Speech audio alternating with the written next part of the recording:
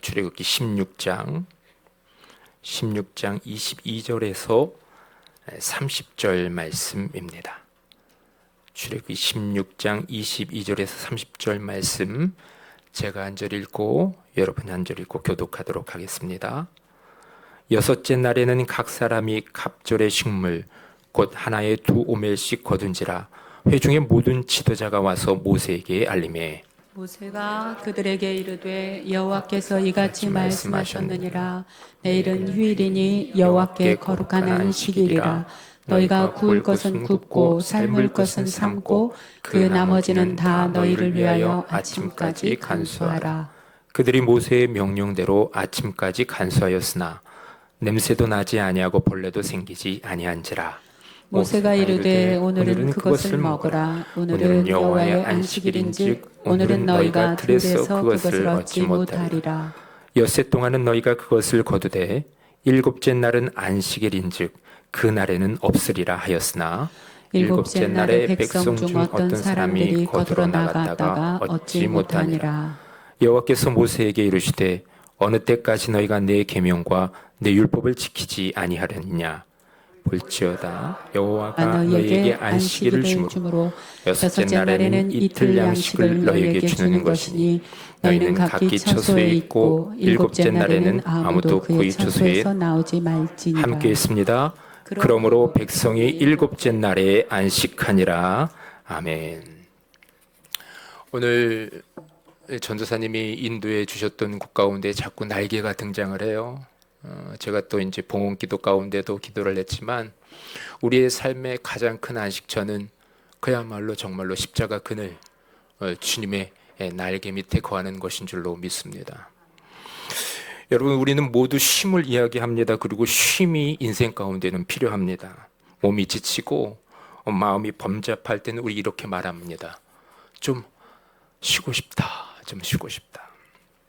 그런데 정작 쉼을 원하면서도 어떻게 쉬어야 할까라는 그 how to의 문제에 대해서는 여러분 깊이 성경적인 가치를 우리는 오늘 묵상하여야 될 걸로 믿습니다. 많은 사람들이 쉼이 단순한 일을 멈추는 것이 아닐까라고 생각을 합니다. 일을 멈춰도 그런데 마음이 계속 일하는 분들이 있어요. 그들이 바로 오늘의 현대인들이 아닐까 생각합니다. 저는 이번 주 본문을 묵상하다가 이 본문을 계속 주시는데 이 본문을 계속 묵상하다가 하나님께서 떠올려 주신 한 단어가 있었어요. 그 단어가 심포니아라는 단어였습니다. 한번 자막 띄워봐 주시죠. 심포니아. 여러분 아마 들어보셨을 겁니다. 네, 이제 교양 악단할 때 심포니라고도 하고요. 이 심포니아가 원래 이 그리스어입니다. 그런데 이 앞에 접두다 쉼이 이 그리스어로는 함께라는 투게더라는 뜻을 갖고 있어요. 그리고 심포니아의 이 어근은 소리, 음성이라는 뜻입니다. 그래서 심포니아는 문자 그대로 함께 울리는 소리, 함께 내는 목소리, 하나로 어우러진 이 노래가 심포니아라는 단어의 뜻입니다. 그래서 함께 울림, 함께 노래함, 함께 살아감, 이것이 바로 심포니아의 본 뜻입니다. 그런데 흥미롭게도 이 단어를 계속 들여다보고 있는데 이 단어의 첫 글자 이 쉼이요, 우리말 쉬다의 명사형 쉼과 닮아 있어요. 뭐 심포니아라고도 하지만 쉼포니아라고도 하거든요. 근데 이 쉼과 우리나라의 쉬다의 명사형 쉼과 꼭 닮아 있어요. 그래서 이 쉼이라는 이 함께와 이 쉼이라는 단어, 기가 막히게 연결되는구나. 하나님 이걸로 깨닫게 해주셔서 감사합니다. 그랬죠. 마치 하나님께서 언어의 이 유희를 통해서 이렇게 말씀하시는 것 같았습니다. 너희가 나와 함께할 때, 주님과 함께할 때 쉼이 있다. 즉 주님과 함께하는 것이 쉼의 본질이다. 여러분 음악에서도 마찬가지입니다. 여러 악기가 제각기 다른 음을 내는데요, 지휘자의 손짓에 따라 조화를 이루며 하나의 음악이 될 때 그것을 심포니라고 합니다. 이 단어도 같은 어원인 심포니아에서 나왔습니다. 일반적으로는 여러 악기가 조화를 이루어 하나의 이 음악을 만드는 것을 뜻하는데 저는 이 단어를 묵상하다가 하나님께서 이런 감동 주셨어요. 우리가 하나님과 조화를 이루는 순간이 바로 쉼의 극치이구나. 우리가 주님이 허락하신 이웃들과 조화를 이루는 순간이 참 쉼이구나. 그러니까 교회 공동체에서 이렇게 예배를 드리는 것, 아침에 여러분 주일인데도 푹 주무시고 싶으실 텐데 부지런하게 있으시고, 그리고 또 이제 차를 타시고 이 교회에 오신단 말이죠. 누군가는 현대인들은 집에서 이렇게 낮잠 자면 쉰다라고 이야기할 수 있겠으나, 예수 그리스도를 믿는 사람들은 분주하게 주일날 아침 일어나서 예배를 위해서 준비하고, 때로는 예배를 위해서 헌신하고 봉사하고 주님과 함께 머물고, 그리고 주님께서 허락하여 주신 이웃들과 함께 이 시간을 지니는 이 주일 오전 시간, 참 이것이 안식이구나. 여러분, 성경에서도 이 단어가 몇 번 등장할까요? 성경에 혹시 몇 번 등장하시는지 아십니까? 한 번 등장합니다. 자, 계속 정답을 여러분들에게 알려드리고 있는데, 어디에 등장할까요? 이 심포니아라는 단어가 누가복음 15장 탕자의 이야기에서 등장합니다. 탕자의 이야기에서 등장합니까, 목사님? 네, 그곳에서 등장합니다. 다 아시죠? 집을 뛰쳐나간 아들이, 이 둘째 아들이 드디어 모든 것을 뉘우치고 아버지에게 돌아가야 되겠다. 이 둘째 아들이 모든 것을 잃고 나서야, 그제서야 깨달아요. 내 아버지 집에는 품꾼이라도 먹을 것이 풍족할 텐데. 그는 고개를 떨군 채 집으로 돌아섭니다. 동구밭길 저편에서 먼지를 일으키며 걸어오는 아들을 본 아버지가 버선발로 나와 있습니다.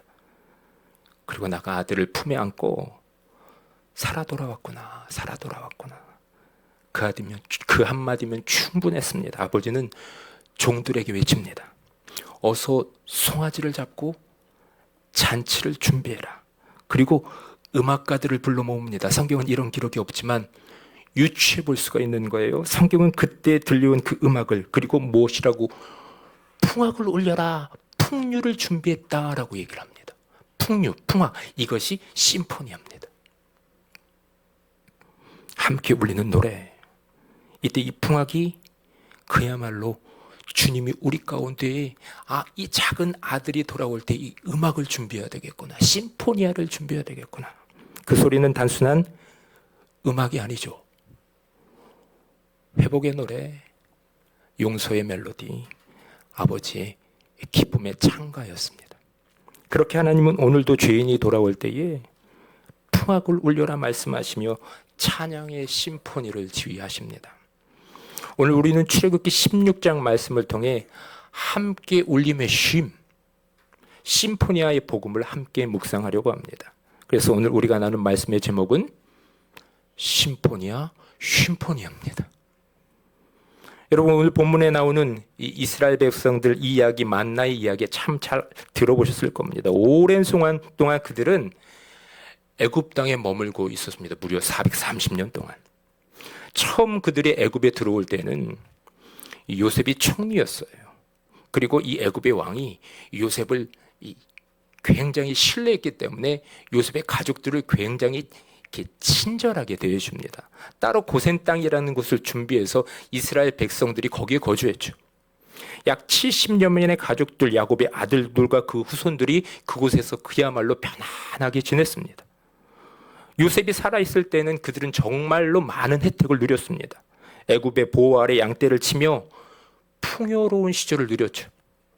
그런데 요셉과 그의 세대가 다 죽고 성경은 요셉을 알지 못하는 새 왕이 등극했다라고 기록합니다. 상황이 바뀌었습니다. 그때부터 그들은 점점 무엇으로 전락합니까? 노예가 됩니다. 마침내 약 400년이 넘는 세월 동안 애굽에 종살이가 시작됩니다. 그들의 하루는 노동으로 시작해 노동으로 끝났죠. 노동으로 시작해 노동으로 끝나는 인생이 되어버리고 말았습니다. 그들은 계속해서 이런 생각을 합니다. 일하지 않으면 죽는다. 공포 속에 쉼없이 일하며 살게 되었고, 그들은 쉼을 잃은 인생이 되어버리고 말았습니다. 매일매일의 삶은 늘 분주했고, 마음은 언제나 두려웠습니다. 그들의 자녀들은 대대로 태어날 때부터 이래야 살 수 있고 멈추면 매를 맞는 세상에서 자랐습니다. 아침이 밝으면 벽돌을 구워야 했고요. 해가 저물면 다시 내일의 짐을 걱정해야 했습니다. 그들의 하루에는 스탑, 멈춤이 없었어요. 하나님을 예배할 시간도, 자신을 돌아볼 여유도, 그저 살아남기 위한 생존의 반복만이 그들에게 존재했을 뿐입니다. 그래서 그들은 쉼 없는 제너레이션, 쉼 없는 세대로 길들여졌습니다. 몸은 노예의 굴레에 묶였고 마음은 두려움이라는 쇠사슬에 묶여 있습니다. 내가 일하지 않으면 내일은 없다. 이것이 애굽에서 길들여진 삶의 방식이었습니다. 그렇게 절망의 세월이 계속되던 날 그들은 견디지 못하고 마침내 하나님께 부르짖기 시작합니다. 그들의 신음이 드디어 하늘에 닿았습니다. 이미 그들을 바라보고 계셨던 하나님께서 자신의 계획을 이제 실행에 옮기십니다. 하나님은 그들의 삶을 송두리째 바꾸기를 원하셨습니다. 단지 그들을 애굽에서 끌어내는 것이 목적이 아니라 애굽의 방식, 일하지 않으면 쉴 수 없다라는 이 쉼없는 세대를 애굽에서 끌어내어서 완전히 그들을 애굽의 방식에서 자유케 하기를 원하셨습니다. 하나님은 그들의 몸만이 아니라 그들의 생각의 주인, 시간의 주인이 되기를 원하셨습니다. 그래서 출애굽은 단지 육체의 해방의 사건이 아니라 쉼을 회복시키는 하나님의 구속사입니다. 이제 너희는 바로의 종이 아니다. 너희는 나의 친백성이다. 하나님은 그들에게 쉼을 배우는 은혜의 시간을 광야 가운데 예비해 놓으셨습니다. 노예의 언어로만 말하던 그들의 입술에 이제는 안식의 단어, 감사의 단어가 흘러나오기를 원하셨습니다. 그렇게 그들은 광야에서 끊임없이 아직까지 비어있는 이 노예의 근성이죠. 끊임없이 불평합니다. 아직 쉼의 언어가 습득되지 않았기 때문에. 몸은 애굽을 떠났지만 마음은 여전히 노예의 습성에 사로잡혀 있습니다. 그들의 생각과 말, 그리고 습관 속에는 여전히 애굽의 그림자가 남아 있습니다. 물이 없다. 먹을 것이 없다. 그리고 결국에는 심지어 이런 말까지 내뱉었습니다. 애굽으로 돌아가자. 그들의 입술에는 불평과 불안의 언어만 남아 있었습니다. 왜 그럴까요? 아직 쉼의 언어가 자리 잡지 않았기 때문입니다. 그래서 하나님은 그들을 광야를 통해서 훈련시키십니다. 여러분, 오늘 우리의 모습은 어떠합니까? 우리는 애굽의 바로는 아니지만 성과, 때로는 남과의 비교를 통한 이 새로운 바로 밑에서 살아가고 있지 않은지 우리를 점검해 볼 필요가 있습니다. 일을 멈춰도 마음이 멈추지를 않습니다. 쉬어도 죄책감이 밀려옵니다. 내가 이러고 있어도 될까? 이 시간에 누군가는 더 앞서 나아가고 있지는 않을까? 쉬면 혹시 믿음이 약해지는 않을까? 쉼이 두려워진 세상. 그것이 오늘 사는 우리의 초상은 아닐까 생각합니다. 여러분, 한 피아니스트가요, 연주를 막 열심히 하다가 이 교향악단이랑 연주를 하다가 하나를 틀렸어요. 순간 얼굴이 굳었는데 그 굳은 얼굴이 이 지휘자가 캐치를 한 거예요. 마침 이제 빠르게 굉장히 빨리 음악이 이제 전개되기도 하지만 굉장히 아다지로 느리게 흘리는 그 부분에서 틀렸나 봐요. 그런데 지휘자가 그걸 캐치하고서 아주 살짝, 지휘자가 있으면 피아니스트가, 그런데 입술로 그 피아노 연주자에게 keep going, 계속 가, 계속 그대로 가, 괜찮다. 마치 하나님께서 우리 가운데 괜찮아, keep going, 그대로 가, 조급해하지 말고 내 안에서 계속 걸어가라. 그래서 여러분, 쉼은 멈춤이 아니라 하나님을 신뢰하는 걸음입니다. 하나님을 온전히 믿을 때 비로소 우리의 마음과 시간, 그리고 인생이 진짜 쉼을 누릴 수 있습니다. 그런데 그 걸음은 두려움이 아니 평안입니다. 평안 가운데 걸어가는 겁니다. 우리 출애굽기 16장 29절에서 30절 말씀을 함께 읽겠습니다. 시작.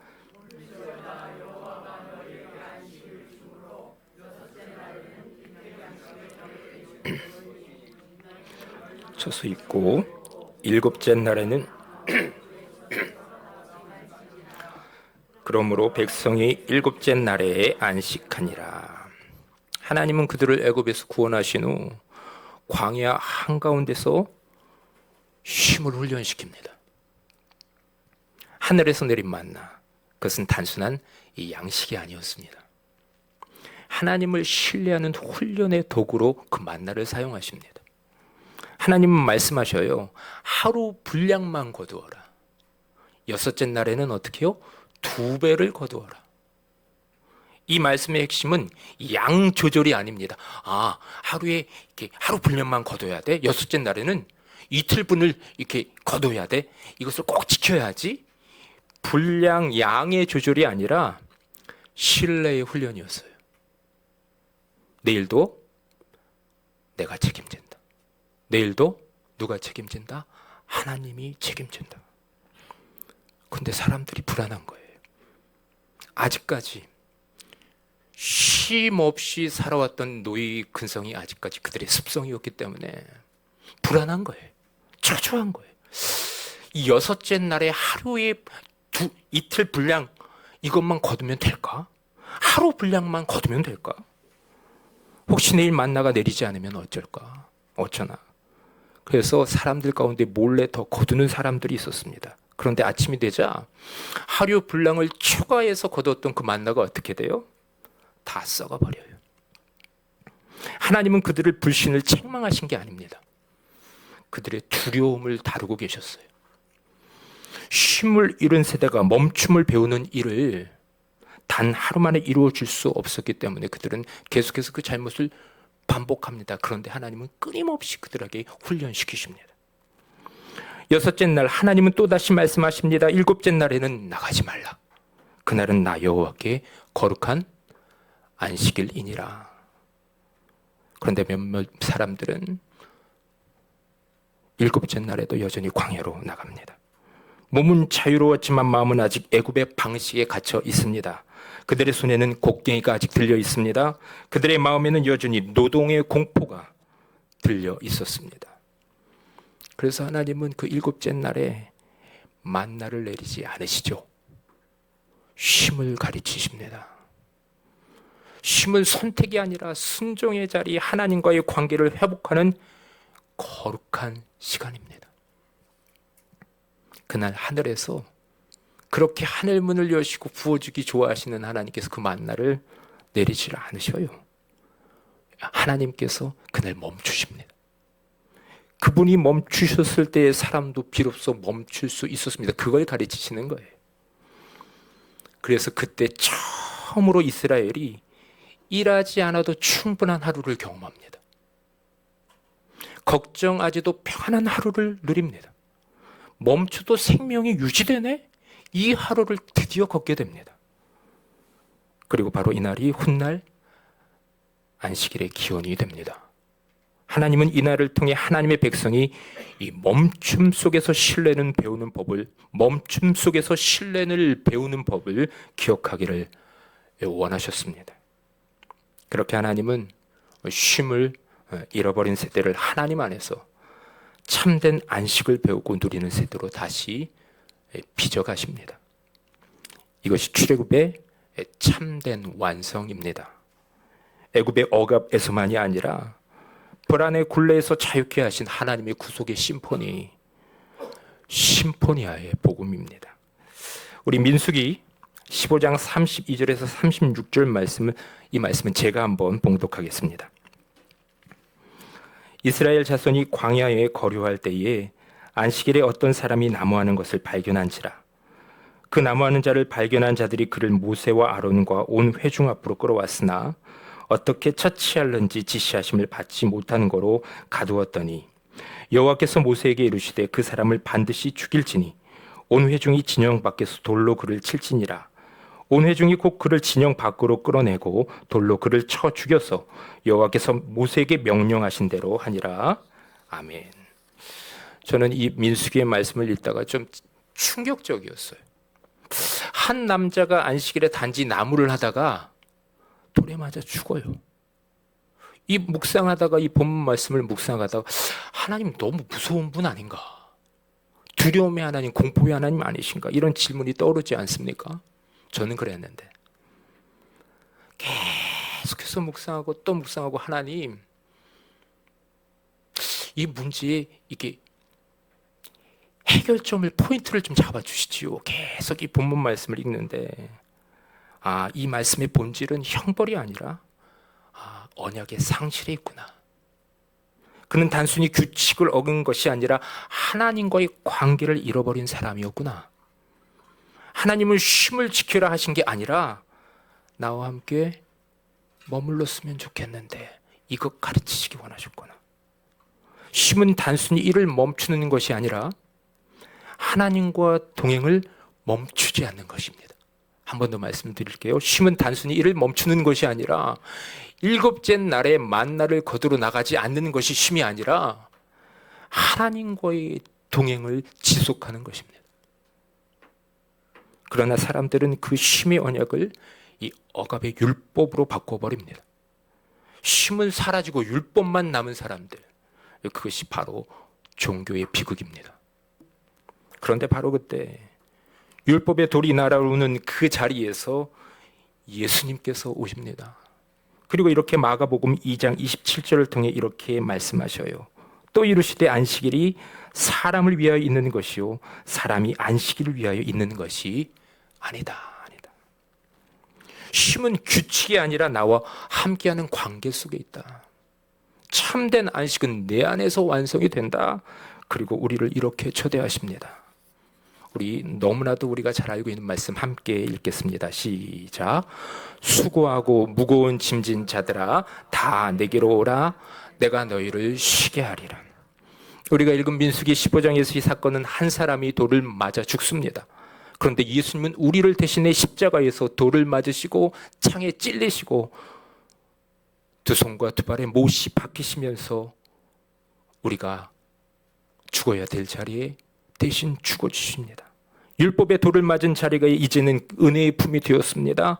그래서 이제 쉼은 두려움이 아니라 그분의 품 안에서 누리는 사랑의 언약이 되었습니다. 여러분, 하나님은 여전히 쉼을 잃은 백성을 결코 포기하지 않으셔요.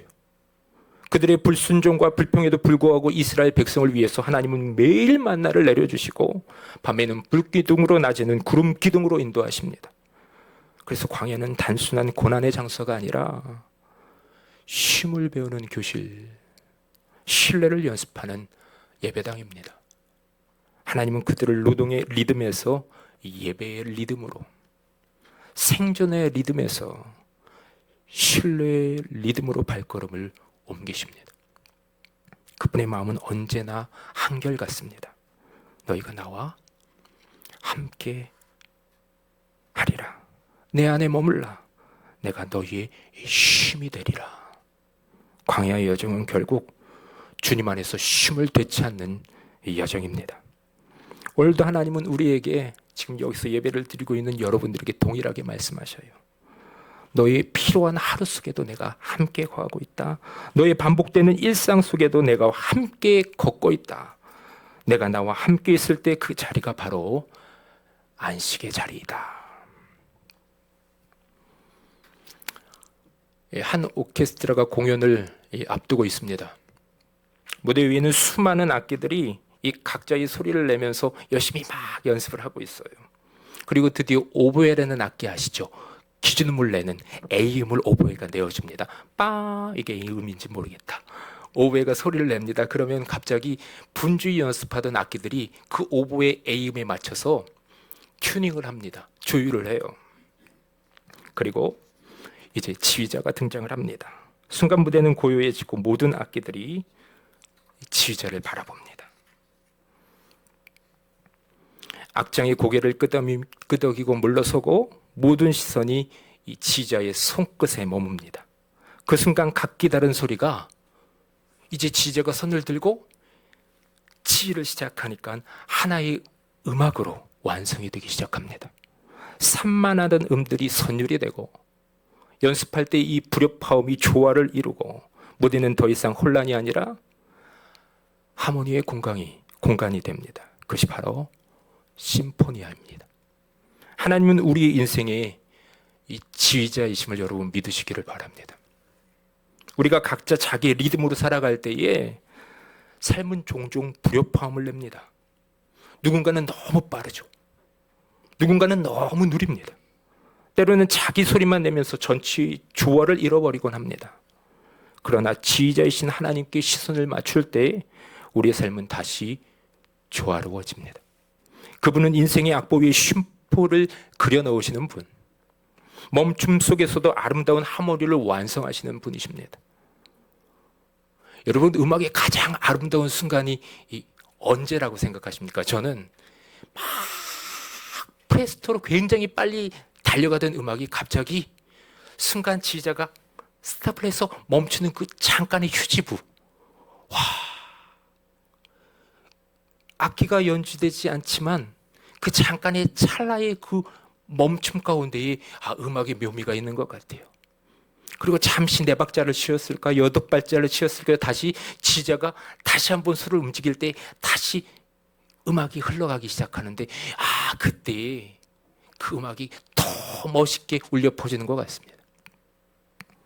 우리 멈춤 속에서도 하나님은 아름다운 하모니를 완성하시는 분이시구나. 그리고 그 모든 하모니의 중심에는, 그 음악의 중심에는, 우리 인생의 여정의 중심에는 구속자 되신 우리 예수님이 계십니다. 그분이 우리의 리듬을 다시 세워주십니다. 무너진 인생의 악보를 새롭게 써내려 가십니다. 그분 안에서 우리는 비로소 함께 울리는 쉼, 주님 안에서의 쉼, 안식, 참 안식을 누릴 수 있습니다. 여러분, 하나님은 우리를 독주자로 부르지 않습니다. 함께 울리는 심포니아로 부르셨어요.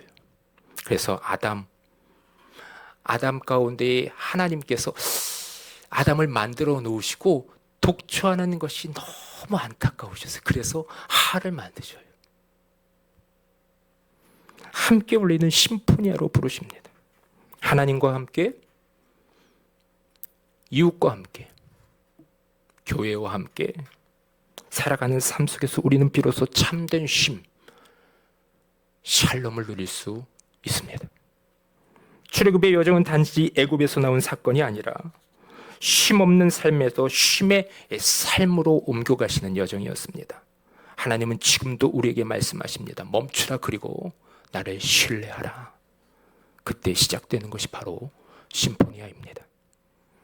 은혜자매 잠깐 이제 반주를 좀 준비해 주시고요. 함께 올리며 쉬는 삶, 하나님 안에서 조화를 이루는 쉼의 복음.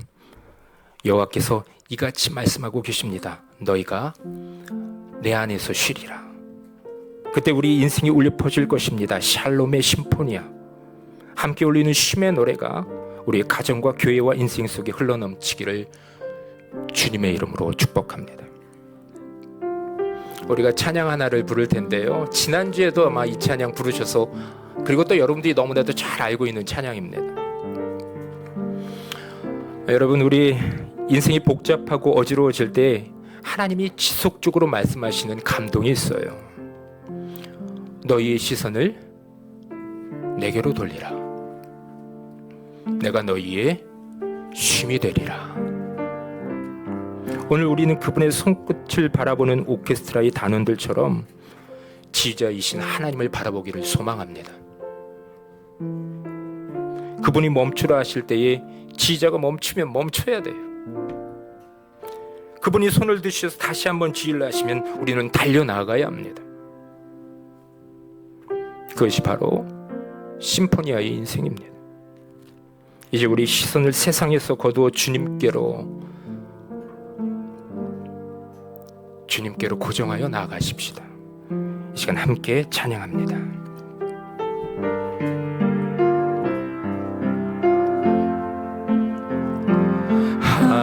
하나님의 사랑 사모하는 자 하나님의 평안을 바라보는 자 너의 모든 것 창조하신 우리 주님이 너를 얼마나 사랑하시는지 하나님께 찬양과 경배하는 자 하나님의 선하심을 닮아가는 자 너의 모든 것 창조하신 우리 주님이 너를 자녀 삼으셨네.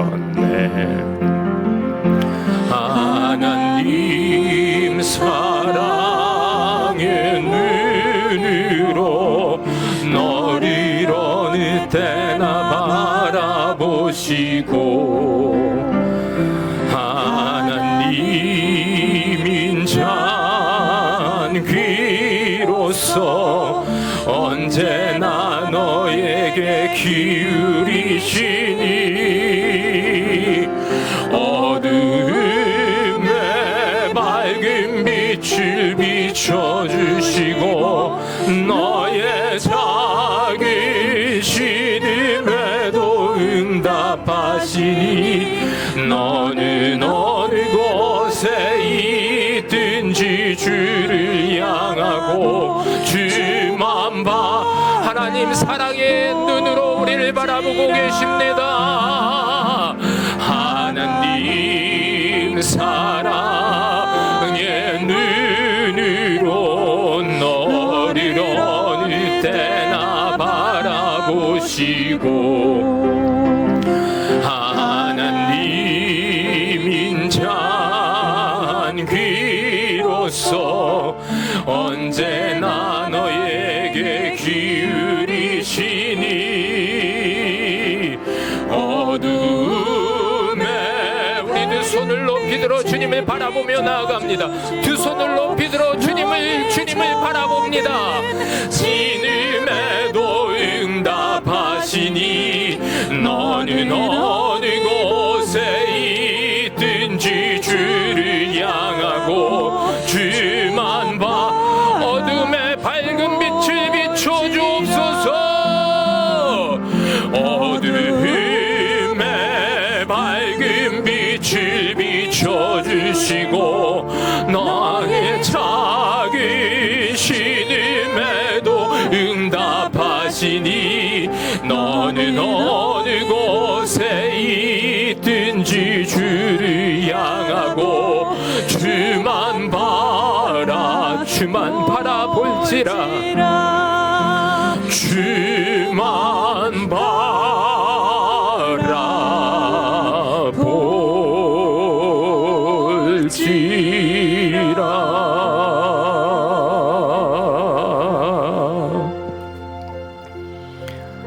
이 시간 말씀을 생각하면서 기도의 자리로 나아갑니다. 여러분, 마귀들이요, 우리가 계속해서 이스라엘 백성이 애굽에 머문 것처럼 살아가기를 원합니다. 주님을 신뢰하지 못하게 하고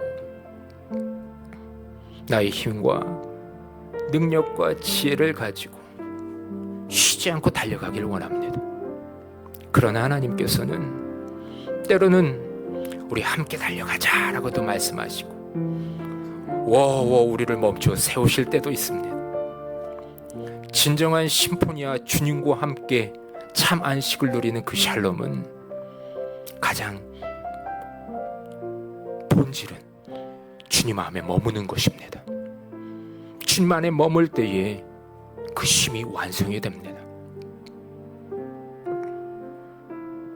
이 시간 기도하실 때에 내가 주님보다 앞서 달려가고 있지는 않은지, 주님을 멈추라 하시는데 멈추지 아니하고 나는 계속해서 발걸음하고 있지는 않는지, 또한 주님이 달리시라고 말하는데 나는 또한 멈춰 서 있지는 않는지, 나는 주님의 그 손끝을 바라보고 있는지, 이 시간 우리 인생을 살펴보며 묵상으로 기도하며 나아갑니다.